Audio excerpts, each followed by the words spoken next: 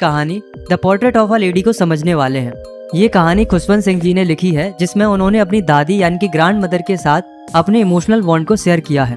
ये सिर्फ एक कहानी नहीं है, बल्कि एक यादों का सफर है, एक प्यारा गहरा रिश्ता जो वक्त के साथ कैसे बदलता है। ये कहानी उसी पर आधारित है। चलिए इस स्टोरी को ध्यान से सुनते हैं, समझते हैं और इसके अंदर के छुपे हुए इमोशंस को महसूस करने की कोशिश करते हैं। हर किसी की जिंदगी में एक ऐसा चेहरा होता है जो कभी भूला नहीं जाता। खुशवंत सिंह के लिए वो चेहरा था उनकी दादी माँ का, एक ऐसा चेहरा जो उनके दिल में हमेशा जिंदा रहा। खुशवंत सिंह कहते हैं कि जब उन्होंने हमेशा अपनी दादी को देखा, वो बूढ़ी ही दिखती थी, जैसे कि वो हमेशा से वैसी थी, ओल्ड, रिंकल्ड, व्हाइट साड़ी पहने हुए, एक सिंपल और स्पिरिचुअल पर्सनैलिटी। पर क्या दादी हमेशा से बूढ़ी थी? नहीं, बल्कि उनका भी एक जवानी का वक्त रहा होगा, एक सुंदर औरत रही होंगी, उनका कोई हस्बैंड भी रहा होगा। लेकिन नैरेटर को वो इमेज सोचना भी मुश्किल लगता था। उनके दादाजी की पोर्ट्रेट जो ड्राइंग रूम में मेंटल पीस के ऊपर टंगी रहती थी, बड़ी सी पगड़ी थी, ढीले ढाले कपड़े थे। उन्हें देखकर ऐसा लगता था जैसे उनके सिर्फ बहुत सारे पोता पोते हो सकते हैं, वाइफ और बच्चे नहीं। बड़ी अजीब बात है ना कि हम अक्सर अपने बुजुर्गों को सिर्फ उनकी बुढ़ापे वाली इमेज से याद रखते हैं, उनकी जवानी का सफर हम कभी सोच ही नहीं पाते। खुशवंत सिंह कहते हैं कि दादी के बुढ़ापे में एक अलग ही नूर था, ना सजावट थी, ना श्रृंगार था, सिर्फ एक शांत सी रोशनी थी। उनका चेहरा झुर्रियों से भरा हुआ था, लेकिन हर लकीर एक कहानी सुनाती थी। वो हमेशा सफेद साड़ी पहनती थी, उनका एक हाथ कमर को संभालता था और दूसरा हाथ माला गिनता रहता था। उनके चांदी जैसे बाल थे जो कि उनके चेहरे पर बिखर जाते थे, और उनके होंठ हमेशा प्रार्थना में हिलते रहते थे। उन्हें देखकर ऐसा लगता था जैसे मानो पहाड़ों पर बर्फ की चादर हो, ठंडी, सफेद और सुकून भरी। सच में वो फिजिकली प्रिटी शायद ना रही हो, पर वो अंदर से बहुत ज्यादा खूबसूरत थी, एक सिंपल और स्पिरिचुअल पर्सनैलिटी। शुरुआत के समय में जब ऑथर के माँ बाप शहर में सेटल हो गए, तो उन्होंने ऑथर को गांव में दादी के पास छोड़ दिया। पर ये अलग रहना दर्द नहीं, बल्कि एक नया रिश्ता बन गया। उनकी दोस्ती का एक सुनहरा दौर शुरू हुआ। दादी और नैरेटर हर वक्त साथ रहते थे, जैसे एक दूसरे की दुनिया हो। सुबह सुबह उन्हें दादी उठाती, प्यार से नहलाती, कपड़े पहनाती, साथ में वो अपनी लहराती हुई आवाज में प्रेयर्स गाती, इस उम्मीद में कि शायद सुनते सुनते उनका मन भी प्रेयर में जुड़ जाएगा। लेकिन ऑथर तो सिर्फ इसलिए सुनते थे क्योंकि उन्हें दादी की आवाज बहुत प्यारी लगती थी, जो कि सुकून देती थी, जबकि उन्हें प्रेयर याद करने में कोई इंटरेस्ट नहीं था। फिर दादी उनके लिए स्लेट तैयार करती थी, पेन, इंक पॉट सब एक बंडल में बांधकर उन्हें देती थी। और पता है नाश्ते में क्या होता था? एक मोटी बासी रोटी, लेकिन उस पर प्यार से लगाया गया थोड़ा सा मक्खन और चीनी। इतना सिंपल, पर उसमें माँ जैसा प्यार छुपा होता था। और फिर दोनों हाथ पकड़कर एक साथ स्कूल जाते थे। और खास बात ये थी दोस्तों कि जो स्कूल भी था वो मंदिर के साथ ही होता था। तो जैसे ही नैरेटर और बाकी बच्चे अल्फाबेट और मॉर्निंग प्रेयर सीखते थे, वैसे ही दादी वह मंदिर में बैठकर स्क्रिप्चर्स पढ़ती थी। फिर स्कूल के बाद वो दोनों गाँव की गलियों में घूमते घूमते घर की ओर लौटते थे। इसी बीच उनकी दादी उनको लोक कथाएं और भगवान की कहानियां सुनाती थी, और साथ ही साथ रास्ते के कुत्तों को रोटी डालती थी। ये उनकी एक छोटी सी आदत थी जो कि उनके दया और प्रेम को दिखाती थी। उन दोनों का जो रिश्ता था वो एक प्यार भरी आदत बन गया था, एक दूसरे की जिंदगी का एक जरूरी हिस्सा बन गया था। और फिर आया एक टर्निंग पॉइंट।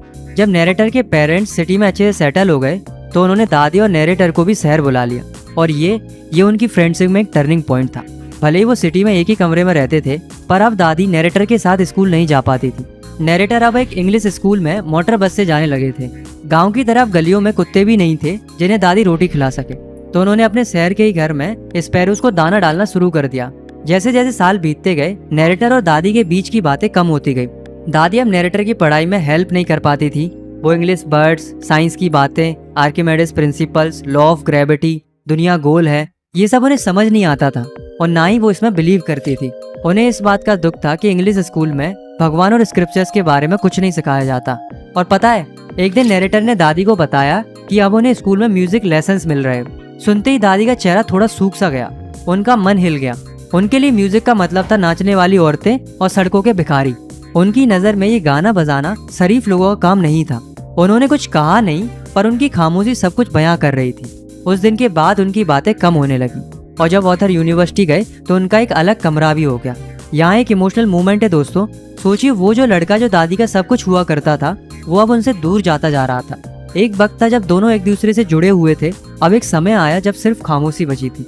दादी ने अपना अकेलापन बिना शिकायत के चुपचाप अपना लिया। अब वो सुबह से शाम तक बस अपने स्पिनिंग व्हील के पास बैठी रहती और माला जपती रहती थी। दोपहर में वो आधे घंटे के लिए रिलैक्स करती, जब वो स्पैरोज को फीड कराती थी। ये उनके लिए दिन का सबसे हैप्पीएस्ट हाफ आवर होता था। वो बरामदे में बैठती, ब्रेड के छोटे छोटे टुकड़े करती, और हंड्रेड्स ऑफ बर्ड्स उनके आसपास इकट्ठी हो जाती थी। कोई उनके लेग्स पर, कोई उनके शोल्डर्स पर, और कुछ तो उनके सिर पर भी बैठ जाती थी। पर वो कभी उन्हें सू करके भगाती नहीं थी, हमेशा स्माइल करती रहती थी। उन चिड़ियों के लिए भी दादी एक दोस्त थी, एक सोर्स ऑफ कंफर्ट थी। ये एक अनोखा और खामोश रिश्ता था। अब वक्त आगे बढ़ता है। जब ऑथर ने डिसाइड किया कि वो हायर स्टडीज के लिए 5 साल के लिए अब्रॉड जाएंगे, तो उन्हें लगा कि दादी अपसेट होंगी, पर दादी बिल्कुल अपसेट नहीं हुई। वो उनको रेलवे स्टेशन तक छोड़ने आई, पर ना कोई इमोशन दिखाया, ना कोई बात की। उनके लिप्स प्रेयर में मूव कर रहे थे, मन पूरी तरीके से भक्ति में डूबा था और उनकी उंगलियां माला जप रही थी। बस उन्होंने चुपचाप ऑथर के फोरहेड पर एक प्यार भरा किस किया। नैरेटर ने उस मोस्ट इम्प्रिंट को दिल में महसूस किया, जैसे वो उनका आखिरी स्पर्श हो। पर जब 5 साल बाद नैरेटर वापस आए, तो दादी उन्हें स्टेशन पर मिलती है। वो एक दिन भी ज्यादा बूढ़ी नहीं लग रही थी। उन्होंने नैरेटर को एक बहुत प्यारा हक किया और उनकी प्रार्थना भरी आवाज फिर से सुनाई दी। घर आने के पहले दिन भी उनका हैप्पीएस्ट मूवमेंट स्पैरो के साथ ही था, जिन्हें वो और भी प्यार से थोड़ी डांट फटकार के साथ फीड करा रही थी, क्योंकि आज दादी बहुत खुश थी। पर उस शाम कुछ अलग हुआ। दादी ने पहली बार अपनी रूटीन प्रेयर नहीं की। उसकी जगह उन्होंने आस पड़ोस की औरतों को बुलाया, एक पुराना सा टूटा फूटा ढोल निकाला और घंटों तक उसे बजाती रहीं। वो किसी वॉरियर के आने की तरह गीत गा रही थी, जैसे उनके दिल में एक अजीब सी खुशी थी। पर फैमिली को उन्हें रोकना पड़ा कि कहीं थकान से उनकी तबीयत ना बिगड़ जाए। और जिस बात का डर था वही हुआ। अगली सुबह दादी बीमार पड़ गई। बस हल्का सा बुखार था। डॉक्टर ने कहा कि चिंता की बात नहीं है, पर दादी ने कहा कि अब वक्त आ गया है। उन्होंने सबसे कह दिया कि अब वो किसी से बात नहीं करेंगी, सिर्फ प्रार्थना करेंगी। सबने मना किया, लेकिन दादी ने कुछ नहीं सुना। वो चुपचाप बिस्तर पर लेटी रहीं और फिर धीरे से बिना किसी शिकायत के उनकी जिंदगी खत्म हो जाती है। वो सिर्फ माला जपते जपते शांत हो जाती है। ये एक बहुत ही दुख भरा मूवमेंट है दोस्तों। एक ऐसी दादी जिनकी जिंदगी सिर्फ प्यार और भक्ति से भरी थी, आखिर में सिर्फ एक तस्वीर बन के रह गई। पर कहानी यह खत्म नहीं होती है। जब उनके अंतिम संस्कार की तैयारी हो रही थी, तो उनके बहुत करीबी दोस्त आते हैं। पता है कौन आते हैं? उनकी स्पैरोज। हजारों चिड़िया उनके कोर्टयार्ड में, बरामदे में और उनके कमरे में जहाँ वो लेटी हुई थी, वह चुपचाप आकर बैठ जाती हैं। ना वो उड़ रही थी, ना वो आवाज कर रही थी, ना कुछ खा रही थी, बस शांत बैठी हुई थी। जैसे मानो बस ऐसा लग रहा था कि वो भी अपनी पुरानी दोस्त को एक अंतिम विदाई दे रही हूँ। हालांकि ऑथर की माँ ने कुछ ब्रेड के टुकड़े उनके लिए डाल दिए थे, वैसे ही जैसे दादी डाला करती थी। बट स्पैरोज ने ब्रेड्स की तरफ देखा तक नहीं। तो जब दादी की बॉडी को ले गए, तो वो सब चुपचाप बिना आवाज के उड़ गई। अगली सुबह स्वीपर ने वो ब्रेड क्रम्स को डस्टबिन में डाल दिए। दोस्तों, the portrait of a lady एक ऐसी कहानी है जो हमें जिंदगी का सच समझाती है कि रिश्ता वक्त के साथ बदलता है। जिंदगी एक साइकिल है। एक दिन हम किसी के सबसे करीबी होते हैं और अगले ही दिन हम एक याद बन जाते हैं। सच्चा प्यार बिना शब्दों के भी जिंदा रहता है, जैसे दादी और नैरेटर के बीच का रिश्ता और दादी और चिड़ियों का रिश्ता।